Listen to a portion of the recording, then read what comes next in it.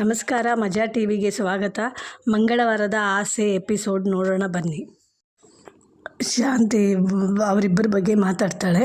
ಆವಾಗ ಹೇಳ್ತಾಳೆ, ಇಬ್ಬರು ಜೋಡಿನೂ ಸರಿಯಾಗಿದೆ, ಈ ಥರ ಸೊಸೆ ಬರ್ತಾಳೆ ಅಂತ ನಾನು ಕನ್ಸಲ್ಲಿ ಕೂಡ ಅಂದ್ಕೊಂಡೇ ಇರಲಿಲ್ಲ ಅಂತ ಹೇಳ್ತಾಳೆ. ಸರಿ, ಮನಸ್ಸಲ್ಲಿ ಅಂದ್ಕೊತಾಳೆ, ಇವಳು ಹೊಗಳ್ತಾ ಇದ್ದಾಳಾ ಇಲ್ಲಾಂದರೆ ತೇಳ್ತಾ ಇದ್ದಾಳಾ ಅಂತ ಅಂದ್ಕೊತಾಳೆ. ಶಾಂತಿ ಹೇಳ್ತಾಳೆ, ಇಬ್ಬರಿಗೂ ಯಾವುದ್ರಲ್ಲಿ ಜೋಡಿ ಇದೆ ಅಂತ ಗೊತ್ತಿಲ್ಲ, ಆದರೆ ಬಾಯಲ್ಲಿ ಮಾತ್ರ ತುಂಬ ಜೋಡಿ ಇದೆ, ಇಬ್ಬರು ಏನು ಮಾತಾಡ್ತಾರೆ ಅಂತ ಹೇಳ್ತಾಳೆ. ಆದರೆ ಮೀನಾ ಬಗ್ಗೆ ನಾನು ಏನೋ ಅಂದ್ಕೊಂಡಿದ್ದೆ ಮೊದಲೆಲ್ಲ, ಆದರೆ ಅವಳು ಇಷ್ಟು ಮಾಟಗಾತಿ. ಮೀನಾ ಹೇಳಿದ್ದೇ ಸೂರ್ಯ ಕೇಳೋದು, ಆದರೆ ಇಲ್ಲೂ ಸ್ವಲ್ಪ ಜನ ಇದ್ದಾರೆ ಹೆಂಡತಿ ಮಾತು ಕೇಳೋದೇ ಇಲ್ಲ ಗಂಡಂದ್ರು ಅಂತ ಹೇಳ್ತಾರೆ. ಅಂದಮೇಲೆ ನಮ್ಮ ಮನೆ ಬಗ್ಗೆ ಏರಿಯಲ್ಲಿರೋರಿಗೆಲ್ಲ ಗೊತ್ತಾಯಿತು. ಯಾಕಂದರೆ ಯಾವಾಗ್ಲೂ ಜಗಳ ತಾನೇ. ಹಾಗೆ ಅದು ಅಲ್ದಿರ ಹೂವು ಅಂಗಡಿ ಇಟ್ಲಲ್ಲ ಮನೆ ಮುಂದೆ, ಆವಾಗ ಪಕ್ಕದ ರೋಡವ್ರಿಗೂ ಏರಿಯಾಗೂ ಗೊತ್ತಾಯಿತು ಇರೋದು ಅಂತ ಹೇಳ್ತಾರೆ. ಅನ್ಕ ಮೆತ್ತಗೆ ಅವರಮ್ಮನ ಹತ್ರ ಹೇಳ್ತಾಳೆ, ಏನು ಅಕ್ಕನ ಬಗ್ಗೆ ಈ ಥರ ಎಲ್ಲ ಮಾತಾಡ್ತಾರೆ ಅಂತ. ಅವರಮ್ಮ ಹೇಳ್ತಾರೆ, ನನಗೂ ಕೋಪನೇ ಬರುತ್ತೆ, ಆದರೆ ಸುಮ್ಮನೆ ಇರು ಅಂತ ಹೇಳ್ತಾರೆ. ಆದರೆ ಎಷ್ಟೇ ಪ್ರಾಬ್ಲಮ್ ಬರಲಿ ಅದನ್ನೆಲ್ಲ ಮೆಟ್ಟಿ ನಿಲ್ತಾಳೆ. ಯಾರೇ ಬಂದ್ರೂ ಅವ್ರನ್ನ ತುಳಿದು ಅವ್ರು ಹೋಗ್ತಾನೆ ಇರ್ತಾಳೆ ಮುಂದ್ಗಡೆ ಅಂತ ಹೇಳ್ತಾಳೆ. ಇಬ್ಬರು ಜೋಡಿ ಇದೆಯಲ್ಲ ಎಲ್ಲೂ ಸಿಗಲ್ಲ, ಅಯ್ಯೋ ಅಂತಾಳೆ. ಮಕ್ಕಳ ಥರ ಜಗಳ ಮಾಡ್ಕೊತಾರೆ, ಆಮೇಲೆ ಮ್ಯಾಗ್ನೆಟ್ ಥರ ಒಂದಾಗಿರ್ತಾರೆ. ಯಾವ ಥರ ಬಾಳ್ತಾರೆ ಅಂತ ನೋಡ್ತೀವಲ್ಲ ಅಂತ ಹೇಳ್ತಾರೆ. ಹೇಳ್ತಾರೆ, ರಂಗನಾಥ್ ಪರವಾಗಿಲ್ಲ, ನಿನ್ನ ಹೆಂಡತಿ ಚೆನ್ನಾಗೇ ಮಾತಾಡಿದ್ದಾಳೆ ಅವರಿಬ್ಬರ ಬಗ್ಗೆ ಅಂತ ಹೇಳ್ತಾಳೆ. ಅವಾಗ ರವಿ ಅವ್ರ ಅಮ್ಮನ ಕೈ ಕೊಡ್ತಾನೆ, ಅಮ್ಮ ಸೂಪರಾಗಿ ಮಾತಾಡಿದೆ ಅಂತ ಹೇಳ್ತಾನೆ. ರವಿ ಲಕ್ಕಿನ ಮಾತಾಡೋಕ್ಕೆ ಹೇಳ್ತಾನೆ. ಅವಾಗ ಲಕ್ಕಿ ಹೇಳ್ತಾಳೆ, ಮಾತಲ್ಲಿ ಏನು ಮಾತಾಡೋದು, ಮಾತಲ್ಲಿ ಮಾತಾಡೋಕ್ಕಾಗಲ್ಲ, ಅವ್ರ ಬಾಳಿ ತೋರಿಸ್ಬೇಕು, ನೀವಿಬ್ಬರು ಇಷ್ಟೇ ಚೆನ್ನಾಗಿರ್ರಿ ಅಂತ ಹೇಳ್ತಾಳೆ, ಸಾಕು ನನಗೆ ಅಂತ ಹೇಳ್ತಾಳೆ. ಅವಾಗ ರವಿ ಹೇಳ್ತಾನೆ, ಸೂರ್ಯ ನೀನು ಅತ್ತಿಗೆ ಬಗ್ಗೆ ಮಾತಾಡು ಅಂತ ಹೇಳ್ತಾನೆ. ಸೂರ್ಯ ಹೇಳ್ತಾನೆ, ನೀನು ಎಲ್ಲರೂ ನನ್ನೇ ನೋಡ್ತಾ ಇದ್ದೀರಿ ಅಂತೇಳಿ. ಅದಕ್ಕೆ ರಂಗನಾಥವ್ರು ಹೇಳ್ತಾರೆ, ನೀನು ತಾನೇ ಮಾತಾಡ್ತಾ ಇರೋದು, ಅದಕ್ಕೆ ನಿನ್ನೆಲ್ಲರೂ ನೋಡ್ತಾರೆ ಅಂತ ಹೇಳ್ತಾರೆ. ಸೂರ್ಯ ಹೇಳ್ತಾನೆ, ಏನು ಮಾತಾಡಬೇಕು ಅಂತೇಳಿ. ಅದಕ್ಕೆ ಶ್ರುತಿ ಹೇಳ್ತಾಳೆ, ನಿಮ್ಮ ಮದುವೆ ಬಗ್ಗೆ ಮಾತಾಡ್ರಿ, ಮೀನಾ ಬಗ್ಗೆ ಮಾತಾಡಿ ಅಂತ ಹೇಳ್ತಾಳೆ. ಸೂರ್ಯ ಹೇಳ್ತಾನೆ, ಲಕ್ಕಿ ಮನೇಲಿರೋವಾಗ ನಾನು ಚೆನ್ನಾಗಿದ್ದೆ, ಜಾಲಿಯಾಗಿದ್ದೆ, ಆದರೆ ಇಲ್ಲಿಗೆ ಬಂದಾಗ ನಾನು ಒಂದು ವಸ್ತು ಥರ ಇದ್ದೆ, ಚೇರು ಟೇಬಲ್ ಥರ ಇಲ್ಲ ಅಂತ ಹೇಳ್ತಾನೆ. ಮನುಷ್ಯ ಅಂತೇಳಿ ನನಗೆ ಜ್ಞಾಪಿಸೋದು ನಮ್ಮಪ್ಪ ಮಾತ್ರನೇ ಅಂತ ಹೇಳ್ತಾನೆ. ಒಂಟಿಯಾಗಿ ಸುತ್ಕೊಂಡಿರೋಣ ಅಂತ ಅಂದ್ಕೊಂಡಿದ್ದೆ, ಆದರೆ ದಿಢೀರ್ ಅಂತ ನೋಡಿದ್ರೆ ನನ್ನ ರೂಮಲ್ಲಿ ಒಂದು ಹುಡುಗಿ ಬಂದು ನಿಂತಿದ್ದಾಳೆ, ನಮ್ಮ ಅಣ್ಣ ಮಾಡಿದ ಪುಣ್ಯದಿಂದ ಅಂತ ಹೇಳ್ತಾನೆ. ಅದರಿಂದ ನನಗೆ ಟ್ವಿಸ್ಟ್ ಬಂತು ನನ್ನ ಲೈಫಲ್ಲಿ ಅಂತಾನೆ. ನನ್ನದಲ್ಲಿ ಏನೂ ಚೆನ್ನಾಗಿರಲಿಲ್ಲ, ಆಮೇಲೆ ಮೀನಾ ಪ್ರೀತಿಯಿಂದ ನಾನೆಲ್ಲ ಬದಲಾದೆ ಅಂತ ಹೇಳ್ತಾನೆ. ಎಲ್ಲರೂ ನನ್ನ ರೌಡಿ, ಪೊರ್ಕಿ, ಕುಡಿಕಾರ ಅಂತೆಲ್ಲ ಹೇಳ್ತಾಯಿದ್ರು, ನಾನು ಹಂಗೆ ನಂಬಕ್ಕೆ ಸ್ಟಾರ್ಟ್ ಮಾಡಿದೆ ಅಂತ ಹೇಳ್ತಾನೆ. ಮೀನಾ ಕಣ್ಣಲ್ಲಿ ನಾನು ಬೇರೆ ಥರ ಕಾಣಿಸಿದ್ದೀನಿ. ಎಲ್ಲರೂ ಹೇಳ್ತಾಳೆ ಮೀನಾ ಚೇಂಜ್ ಮಾಡಿಬಿಟ್ಲು ಅಂತೇಳಿ. ಅಲ್ಲ, ಮೀನಾ ಅವಳಿಗೋಸ್ಕರ ನನ್ನ ಚೇಂಜ್ ಮಾಡಿದ್ದಾಳೆ ಅಂತ ಹೇಳ್ತಾನೆ. ಅಂದ್ಕೊಂಡಿದ್ದೆ ಈ ಮದುವೆ ಪ್ರೀತಿ ಇದೆಲ್ಲ ಒಂದು ಜೈಲ್ ಥರ, ಆದರೆ ನನಗೆ ಹೊಸ ಥರನೇ ಇದೆ ಮೀನಾ ಜೊತೆ ಬಾಳೋದು ಅಂತ ಹೇಳ್ತಾನೆ. ಎಲ್ಲ ಮೀನಾಗೆ ಥ್ಯಾಂಕ್ಸ್ ಹೇಳಬೇಕು ಅನಿಸುತ್ತೆ, ಆದರೆ ಮೀನಾ ಹೇಳಿದಾಳೆ ಹೆಂಡತಿ ಗಂಡ ಮಧ್ಯೆ ಥ್ಯಾಂಕ್ಸು ಏನು ಹೇಳ್ಬಾರ್ದು ಅಂತೇಳಿ ಅಂತ ಹೇಳ್ತಾನೆ. ಒಳ್ಳೆ ವಿಷಯ ಹೇಳಿದ್ರೆ ನಾನು ಕೇಳ್ತೀನಿ, ಅಮ್ಮನ ಹೇಳಿದ ಥರ ತಲೆ ಅಲ್ಲಾಡಿಸ್ತೀನಿ ಅಂತ ಹೇಳ್ತಾನೆ. ಆವಾಗವಾಗ ಜಗಳ ಆಡ್ಕೊತೀವಿ ಅಷ್ಟೇ ಅಂತ ಹೇಳ್ತಾನೆ. ಮಾತಾಡು ಮೀನಾ ಅಂತ ಹೇಳ್ತಾನೆ. ಮೀನಾ ಹೇಳ್ತಾಳೆ, ನೀವೆಲ್ಲ ಈ ಫಂಕ್ಷನ್ ಬಂದಿದ್ದಕ್ಕೆ ಧನ್ಯವಾದ, ಇವ್ರ ಬಗ್ಗೆ ಏನು ಹೇಳಬೇಕು ಅಂತ ಗೊತ್ತಾಗ್ತಾ ಇಲ್ಲ, ಈ ಥರದವ್ರನ್ನ ನನ್ನ ಕುಟುಂಬದಲ್ಲಾಗಲಿ ಬಾಳಲ್ಲಾಗಲಿ ನಾನು ನೋಡಿಲ್ಲ ಅಂತ ಹೇಳ್ತಾಳೆ. ಏನು ಅಂತ ಹೇಳ್ತಾಳೆ, ಅರ್ಥ ಮಾಡ್ಕೊಳಕ್ಕಾಗಲ್ಲ ಅಂತ ಹೇಳ್ತಾ ಇದ್ದೀನಿ ಅಂತ. ಯಾವ ಟೈಮಲ್ಲಿ ಹೇಗಿರ್ತಾರೆ ಏನು ಮಾಡ್ತಾರೆ ಅಂತ ಹೇಳೋಕ್ಕಾಗಲ್ಲ. ಇಲ್ಲಿ ಸ್ವಲ್ಪ ಜನ ಹೇಳಿದ ಥರ ಇವರು ಮನಸ್ಸಲ್ಲಿರೋದು ಹೇಳ್ತಾರೆ, ಅವಾಗೆ ಜಗಳ ಮಾಡ್ತಾರೆ, ಆದರೆ ಮನಸ್ಸಲ್ಲಿ ಏನು ಇಟ್ಕೊಳ್ಳಲ್ಲ ಅಂತ ಹೇಳ್ತಾಳೆ. ಒಂದು ಮಗುಗಿರೋವಂಥ ಮನಸ್ಸು ಅಂತ ಹೇಳ್ತಾಳೆ. ಇವ್ರನ್ನ ಯಾರನ್ನ ಪ್ರೀತಿಸಿದ್ರೆ ಅವ್ರಿಗೆ ಏನು ಬೇಕೋ ಮಾಡ್ತಾರೆ ಅಂತ ಹೇಳ್ತಾಳೆ. ಆರಂಭದಲ್ಲಿ ನಾನು ಭಯಪಟ್ಟೆ, ನನ್ನ ಬಾಳೆ ಏನಾಗೋಗುತ್ತೋ ಅಂತ, ಆದರೆ ನಮ್ಮ ಮಾವನು ನಮ್ಮ ತಾಯಿ ನನಗೆ ಒಳ್ಳೆ ಲೈಫ್ ಕೊಟ್ಟಿದ್ದಾರೆ ಅಂತ ಹೇಳ್ತಾಳೆ. ಕೊಂಡಿದ್ದಕ್ಕಿಂತ ನನ್ನ ಲೈಫ್ ತುಂಬ ಚೆನ್ನಾಗಿದೆ ಅಂತ ಹೇಳ್ತಾಳೆ. ನಮ್ಮದವ್ರನ್ನ ಅವ್ರ ಕೈ ಬಿಡಲ್ಲ ಅಂತ ಹೇಳ್ತಾಳೆ. ಅವ್ರಿಗೆ ತುಂಬ ಒಳ್ಳೆ ಗುಣಗಳಿದೆ, ಆದರೆ ಈ ಕೋಪ ಬೇರೆ ಅಭ್ಯಾಸಗಳೆಲ್ಲ ಅರ್ಧದಿಂದ ಬಂದಿರೋದು, ಅದಕ್ಕೇನೋ ಕಾರಣ ಇದೆ ಅಂತ ಹೇಳ್ತಾಳೆ. ಭಾಳಲ್ಲೇನೋ ವಿಷಯ ನಡೆದಿದೆ, ಅದಕ್ಕೆ ಅವರು ಲೈಫೇ ಚೇಂಜ್ ಆಗಿದೆ.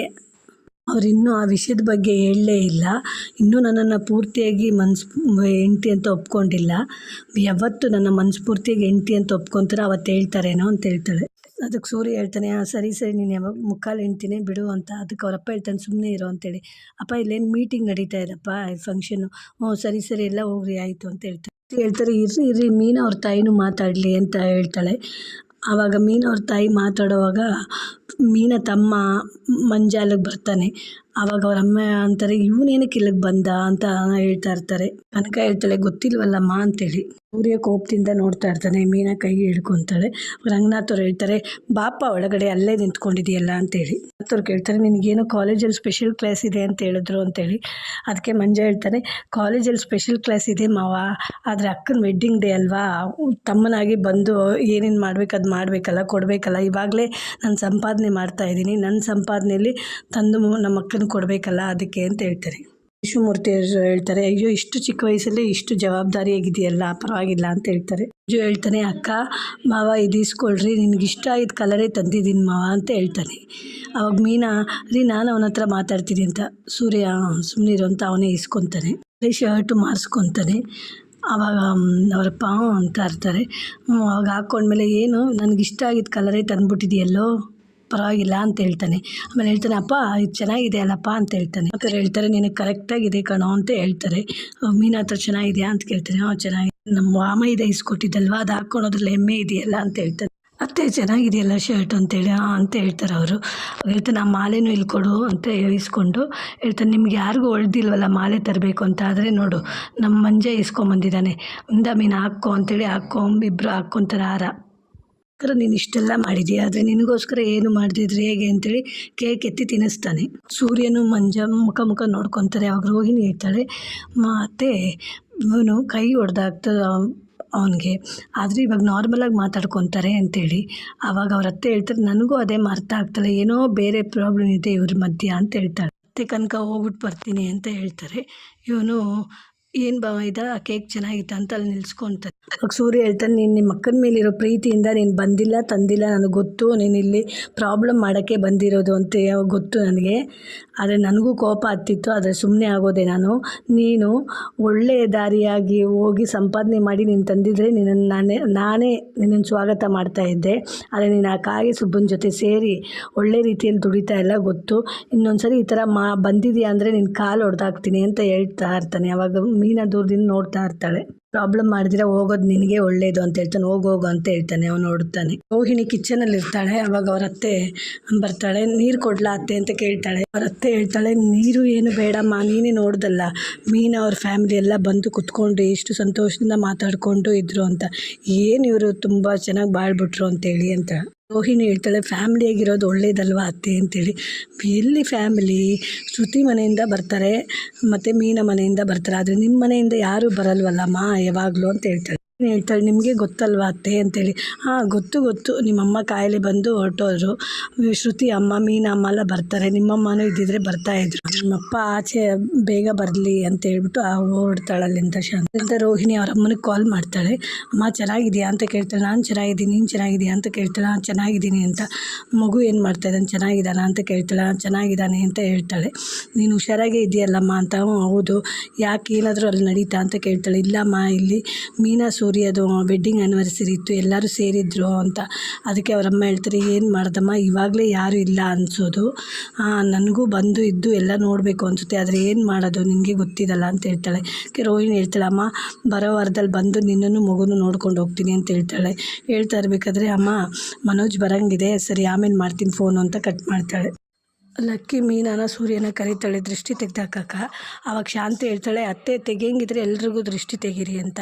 ಅದಕ್ಕೆ ಲಕ್ಕಿ ಹೇಳ್ತಾಳೆ, ಇವರಿಬ್ರಿಗೂ ಅಲ್ವಾ ಮದುವೆ ಇದಿತ್ತು, ಇವ್ರಿಗೆ ದೃಷ್ಟಿ ಆಗಿರುತ್ತೆ ಅದಕ್ಕೆ ಅಂತ. ಹಾಗಲ್ಲ ಅತ್ತೆ, ಇವರು ಮತ್ತು ರೋಹಿಣಿನೂ ಮನೋಜು ಅಂಗಡಿ ತೆಗಿತಾ ಇದ್ದಾರಲ್ಲ, ಅವ್ರಿಗೂ ದೃಷ್ಟಿ ಆಗಿರುತ್ತೆ, ಹಾಗೆ ಶ್ರುತಿಗೂ ಎಲ್ರಿಗೂ ಒಂದೇ ತೆಗೀರಿ ಅಂತ.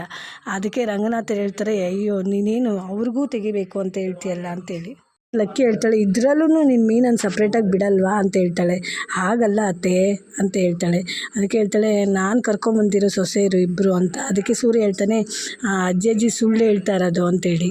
ಅದಕ್ಕೆ ಯಾಕೆ ಅಂತ ಹೇಳ್ತಾಳೆ, ಬರೀ ಅಮ್ಮನು ರೋಹಿಣಿನ ಕರ್ಕೊಂಬಂದಿರೋದು ಅಷ್ಟೇ, ಶ್ರುತಿ ಅವರಾಗೆ ತಾನಾಗೆ ಓಡೋ ಮದುವೆಯಾಗಿ ಬಂದಿರೋದು ಅಂತ ಹೇಳ್ತಾನೆ. ಅದಕ್ಕೆ ಲಕ್ಕಿ ಹೇಳ್ತಾಳೆ, ನೀನು ರಂಗನಾಥ್ ಕರ್ಕೊಂಬಂದಿರೋದು ಮೀನನ ಅಂತಾನೆ ಇಷ್ಟಪಡ್ತಾ ಇಲ್ಲ ಅಂತೇಳಿ. ಅದಕ್ಕೆ ಸೂರ್ಯ ಹೇಳ್ತಾನೆ, ಅಲ್ಲ ಅಜ್ಜಿ ಹಂಗಲ್ಲ ಲಕ್ಕಿ, ಇದು ಮೀನನು ಮಲೇಷ್ಯಾನು ಸಿಂಗಾಪುರ್ ಹುಟ್ಟಿದರೆ ಇಷ್ಟ ಆಗ್ತಾಯಿತ್ತು, ಇಲ್ಲಾಂದರೆ ಇಲ್ಲೇ ಇರೋ ಯಾರಾದರೂ ಶ್ರೀಮಂತರ ಮನೇಲಿ ಹುಟ್ಟಿದರೆ ಇಷ್ಟ ಆಗ್ತಾಯಿತ್ತು, ಅವ್ರು ಶ್ರೀಮಂತೆ ಅಲ್ವಲ್ಲ ಅದಕ್ಕೆ ಅಂತ. ಅವಾಗ ರಂಗನಾಥರು ಹೇಳ್ತಾರೆ, ಈ ಥರ ನಿಜ ಅಲ್ಲ, ಸಭೆಯಲ್ಲೆಲ್ಲ ಹೇಳ್ಬಾರ್ದು ಕಣೋ ಅಂತ ಹೇಳ್ತಾನೆ. ಸೂರ್ಯ ಹೇಳ್ತಾನೆ, ಅಪ್ಪ ನಾನಾದರೂ ಈ ಓಪನ್ನಾಗಿ ಹೇಳ್ತೀನಿ, ಆದರೆ ನೀನು ಸೈಲೆಂಟಾಗಿ ಹೇಳ್ತೀಯಲ್ಲಪ್ಪ ಅಂತ. ಅದಕ್ಕೆ ಶಾಂತಿ ಹೇಳ್ತಾಳೆ, ಏನ್ರಿ ನೀವು ಇದೇ ಥರ ಮಾತಾಡ್ತೀರಿ ಅಂತೇಳಿ. ಆವಾಗ ಲಕ್ಕಿ ಹೇಳ್ತಾಳೆ, ಏನೋ ನೀನು ನನ್ನ ಮಗನ ಎದುರಿಸ್ತೀಯಾ ಮಾತಾಡ್ತೀಯಾ ಅಂತ ಹೇಳ್ತಾಳೆ. ಹಾಂ ಸರಿ ಎಲ್ಲರೂ ಬಂದು ನಿಂತ್ಕೊಳ್ಳಿ, ದೃಷ್ಟಿ ತೆಗ್ದಾಕ್ತೀನಿ ಅಂತ ಹೇಳ್ತಾಳೆ. ರಂಗನಾಥ್ ನೀನು ಬಾ ಅಂತ ಶಾಂತಿ ಬಾ ಅಂತ ಹೇಳ್ತಾಳೆ. ನಾನೇನು ಕಮ್ಮ ಅಂತ ಹೇಳ್ತಾನೆ ರಂಗನಾಥ್. ನೀವು ನಿಮಗೂ ದೃಷ್ಟಿ ಆಗಿರುತ್ತೆ ಬಾ ಅಂತೇಳಿ ಎಲ್ಲರೂ ದೃಷ್ಟಿ ತೆಗಿತಾಳೆ. ಇಲ್ಲಿಗೆ ಈ ಸಂಚಿಕೆ ಮುಗಿಯಿತು. ನಾಳಿನ ಸಂಚಿಕೆಗಾಗಿ ನಮ್ಮ ಚಾನಲನ್ನು ಸಬ್ಸ್ಕ್ರೈಬ್ ಮಾಡಿ, ಲೈಕ್ ಮಾಡಿ, ಬೆಲ್ ಐಕಾನ್ ಒತ್ತಿ.